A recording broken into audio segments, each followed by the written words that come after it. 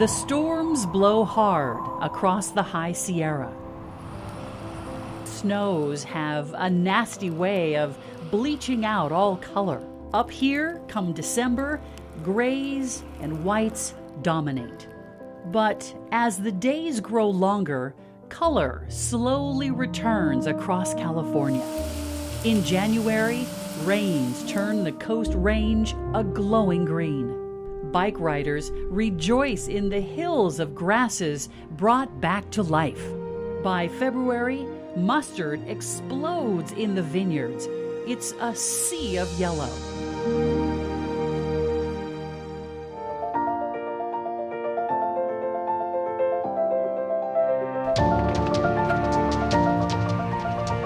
March sees color return to the redwood groves as forests of rhododendron celebrate the change of seasons. They're gorgeous. This is unbelievable. They kind of are left speechless. Well, they're just so beautiful. And the rhodies and the redwoods dance above a carpet of clover. Delicate purple flowers fighting for attention among the giants. The great Central Valley is suddenly home to billions of bees and what must be trillions of almond blossoms. Soon, the cherries make their annual entrance. The wonder of God's blessings.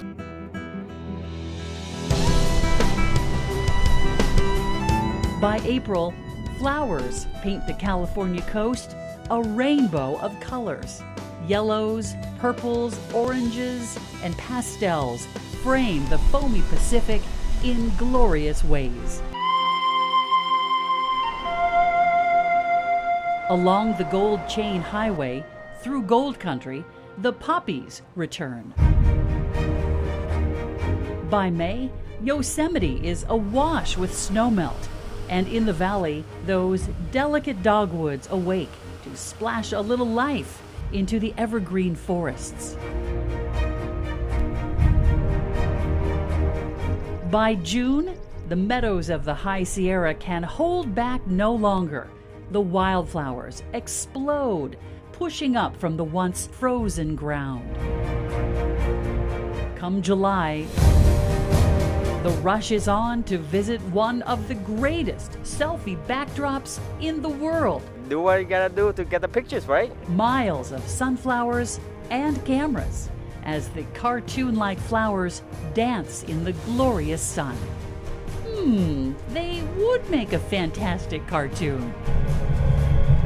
In places ravaged by historic fires, miracle flowers not seen in decades return. We can go an entire generation and no one will have ever seen these flowers, and then a wildfire will come through and all of a sudden we'll have this pulse of plants that no one even knew existed there.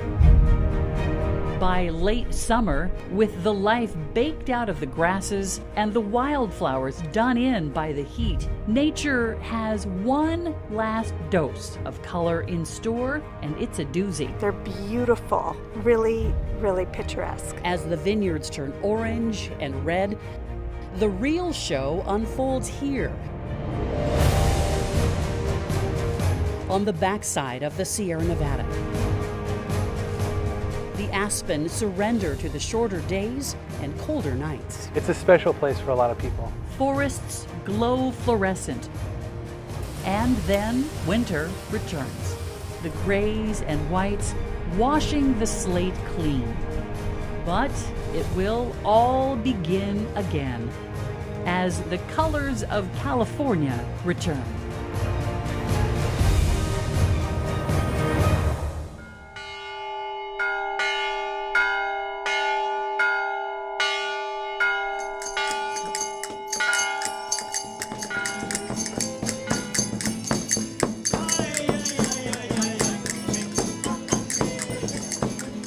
Long before the gold rush, California was pure wilderness.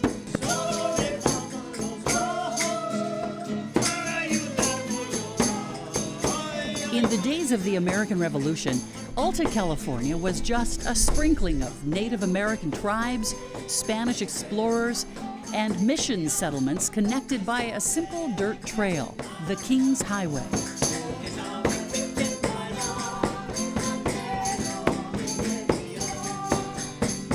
But in the early 1800s, mountain men trickled west and sent back stories of stunning places. The descriptions just too fantastic to believe.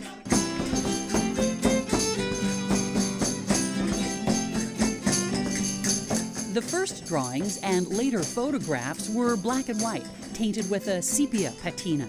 Enchanting in a certain way, but not really telling the whole colorful story of this special place. Yet it was enough for the dreamers. And by the early 1840s, the wagon trains began rolling west, pouring into the great Central Valley. And here, the pioneers saw it all with their own eyes. The colors of a new and extraordinary place.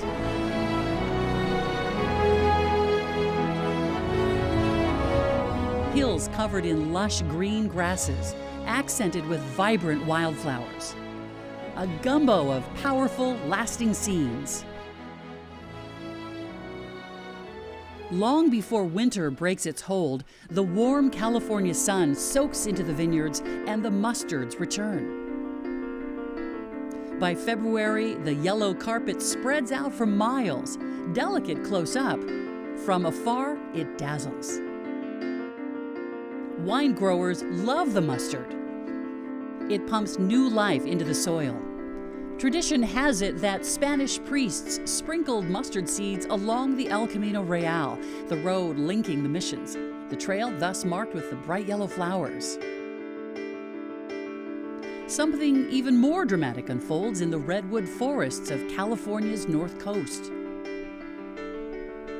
A purple carpet spreads out below the giant trees. The rains revive the clover below the old trees, their leaves and flowers tinted purple. They create a natural floor to the old forest and a hint of color in a dark green world. But soon, more colors come to these ancient groves.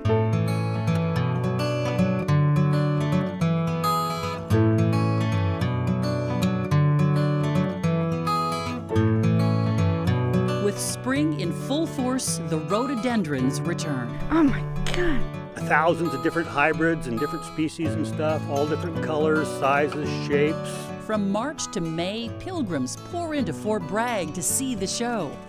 They're gorgeous. This is unbelievable.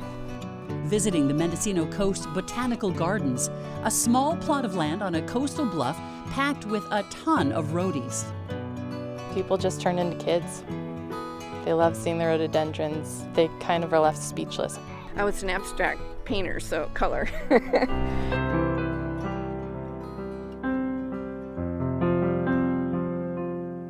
It's the saturation of the color. I'm not into pastels.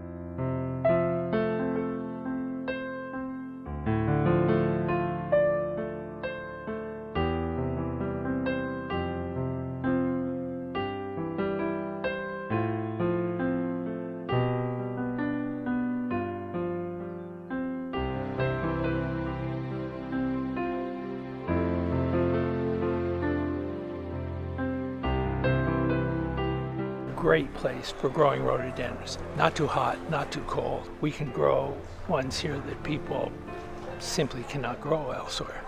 And they do great in our climate up here in Fort Bragg.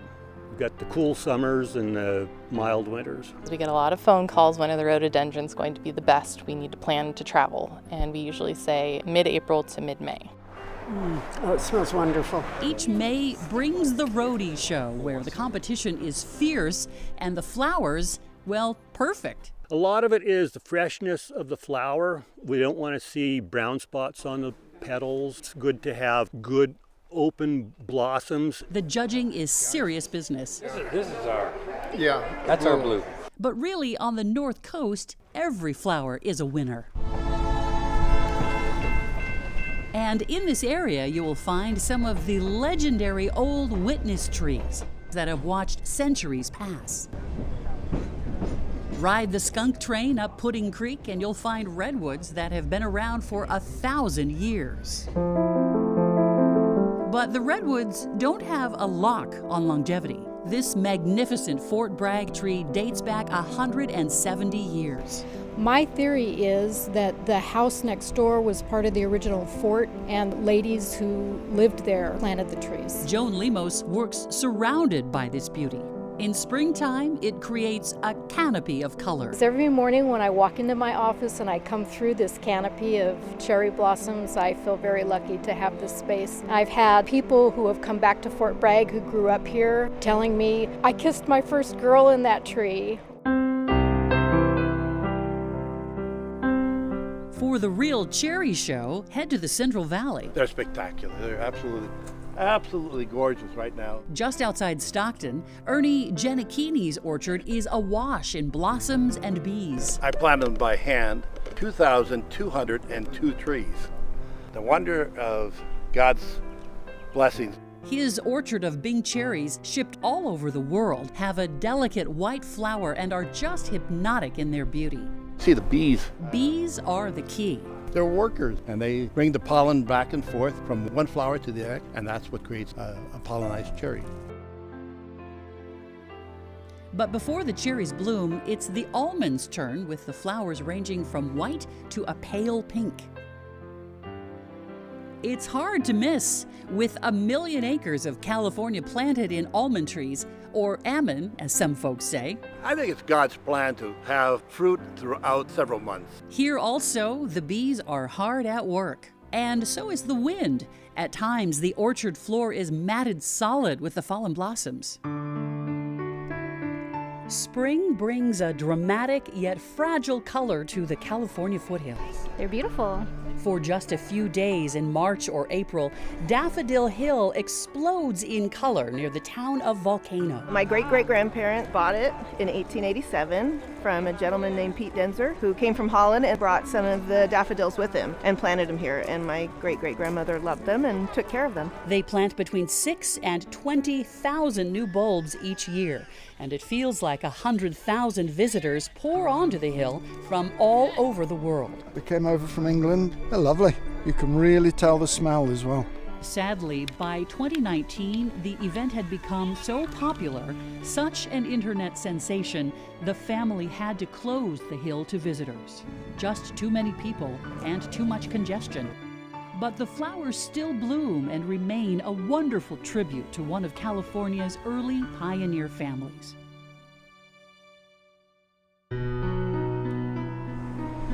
In the Sierra, the dogwoods come out in April and May, announcing a new season. They're a good harbinger for spring up in the foothills, for sure. I think it's the flower mystique, and they're kind of all over California. But they are especially unique along the Merced River in Yosemite Valley. With the waterfalls running full, they become the accent of the forest. To the north, in the shadow of Mount Lassen, high mountain meadows are choked with wildflowers. The snowflowers poke up through the forest floor. In wet years, springtime has a field day on the California coast.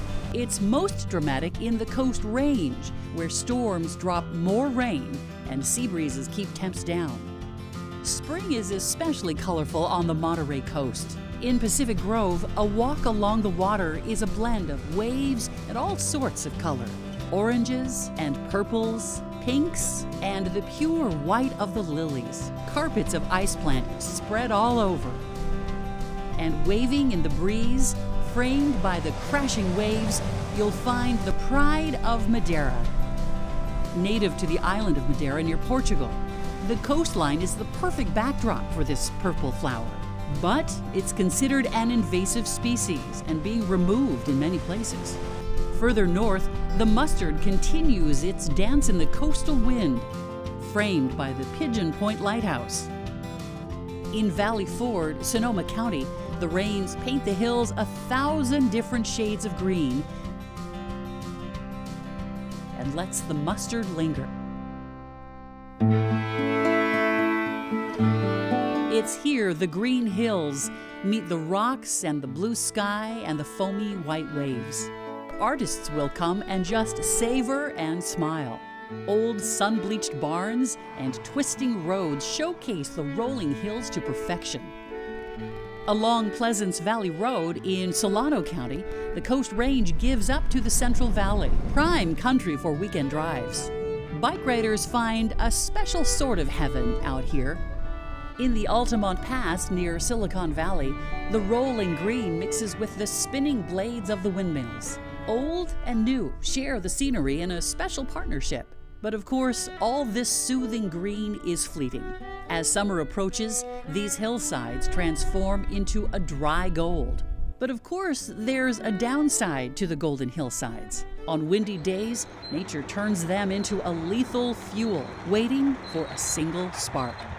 As we saw in the wine country fires of 2017, the dead grasses can spread devastation on a big scale. Yet the flames are natural. And for the plants and trees, fire becomes a source of rebirth. Most of our plants in California actually need fire of one kind or another to thrive. Dr. Sasha Berleman is a fire ecologist who studies the effects of major fires. Fire on our landscapes is oftentimes actually a very positive thing. Basically just cleaning up the understory and making a healthier forest by increasing light availability, reducing competition between those plants, making water more available. October 8th, 2017, the Nuns Fire races through Sonoma County into the Bouverie Preserve. It's land set aside by the Audubon Canyon Ranch in Glen Ellen. Months after the fire, we get a rare look inside this preserve. Fire damage is everywhere, but among the blackened chaparral, you find flowers thriving. And that's actually part of what causes these wildflower blooms that are so common after a fire. You get this pulse of nutrients into the soil, and all of these beautiful wildflowers have a chance to thrive. But most amazing, there are flowers here that only appear after the fires. There is a subset of wildflowers that only bloom after a wildfire. Their seed requires either smoke or intense heat in order to germinate. After a fire, they drop their seeds back into the soil, and those seeds can stay dormant in the soil waiting for the next fire for up to about 100 years. So we can go an entire generation and no one will have ever seen these flowers, and then a wildfire will come through and all of a sudden we'll have this pulse of plants that no one even knew existed there. Above Napa Valley, at the Foot Preserve on Mount George, that once in a generation happened. The fire poppies return. It's a really bright orange with a yellow ring around the center. It grows pretty tall on a nice long stalk. Fires hit this whole region hard, and now we're seeing the results, the good and the bad. High in the Mayacamas Mountains, it's easy to see where the fires downed fir trees and created gnarled black skeletons of manzanita. But among all this death, the California poppy explodes back to life. Everywhere you see this river of orange flowing among the charred ruins. Indeed, in the spring, you will see the state flower all over California. Paired with green hillsides and blue skies, the robust yet delicate flower is something you never get tired of. By the middle of summer, one of the truly great floral wonders brings an invasion of people to Dixon, California. Giant fields of sunflowers mature, and suddenly people arrive with ladders, cameras, and big smiles trying to capture the perfect portrait. Well, I guess a friend recommended that we need a ladder or something, so I only have one ladder, so it's like, okay, a couple of stools probably will do. You gotta, do what you gotta do to get the pictures, right? I love sunflower. It's a steady stream of flower lovers, as social media drives an army of people to fields as they peek out. They didn't have sunflowers until the last 5 years, and all of a sudden everybody's growing them.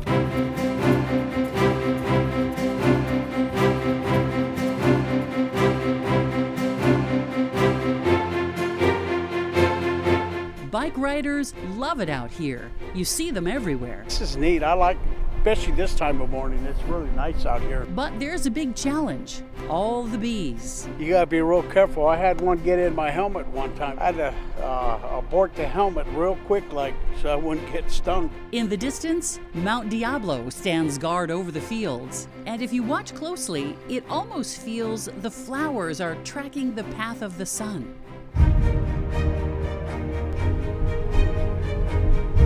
Some of California's best colors only show up as the growing season ends and fall arrives.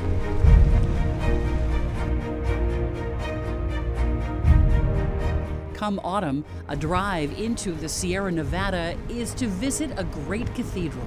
They are spectacular. They're beautiful, really, really picturesque. Words are not enough to describe the power of an October up here. The texture and the depth of all the different colors combined, it really allows you to see the mountains and the hillside in such a different way than in the summertime because the colors are so deep.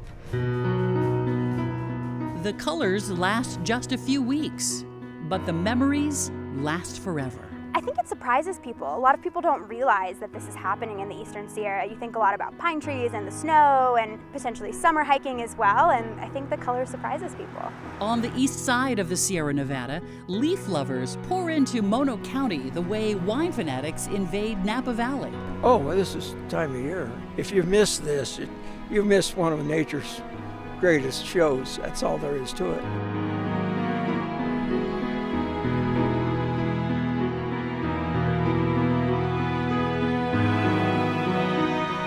I have to have my High Sierra fix. I haven't been all over the world, but this has got to be one of the most beautiful places on earth. I'm absolutely just loving it. Breathtaking. Postcard every way you look.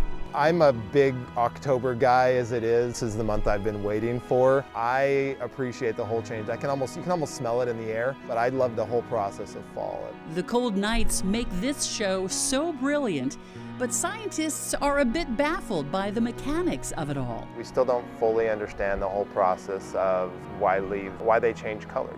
Taylor Lewis studied environmental horticulture at UC Davis and manages the Arboretum and Public Garden. The tree knows that it's about to go into winter soon, and so it has to start this process of accumulating and drawing back all of these nutrients and all of these sugars back into the tree so that it can go through winter. It doesn't want to try to support these leaves through the winter, and so it has to shed them. The oranges and yellows and reds are always there until the green chlorophyll gives up to the approaching winter. You start to see the green fade away from the plant. So chlorophyll is just a pigment. In the leaf as well, there are these carotenoids. The carotene, which is an orange pigment, and a xanthophyll, which is a yellow pigment. These are the compounds that are already in every leaf. Folks up here are more concerned with when they change. It's a $500 million industry for us here. Jeff Simpson is with Mono County Tourism and tracks the progress of the color day by day. Yeah, we're inundated with calls daily on updates on the fall colors. We do a weekly update every Wednesday on where to see the fall colors and how they've progressed over the weeks. We spend a lot of time out and about this time of year getting real-time photos because people want to make sure that they're not going to miss the color. And it's so weather dependent. One snow or one cold snap or even just a windy day can strip some of the trees of their leaves. The aspen trees are really delicate. It is a lot of spur of the moment trip, mostly because you can't really predict with the timing of the leaves. Folks from LA to San Francisco hold on every word written by Jeff and Megan. When I first moved here, the fall, there was nobody here. Now you see all kinds of people everywhere. It's great. I mean, you're alive. Photographers like Richard Adams love it up here and love capturing nature at her finest. The magic is in the light. At Lundy Lake, the trees paint the water a vibrant gold. But perhaps the best is along the dry escarpment of the east side of the Sierra Nevada. Aspen groves snake down the ancient creek beds, stealing what moisture they can, creating dramatic rivers of color. When you're doing lots of fall color drives, you might see a vein of aspen grow along a creek going up the side of a hill. But then in California, the colors can change just like that. It's kind of year to year. You'll see some that turn redder and, you know, some that just turn the gold. When it starts cooling off is when they start turning. And they can all go away overnight if you get a real cold snap.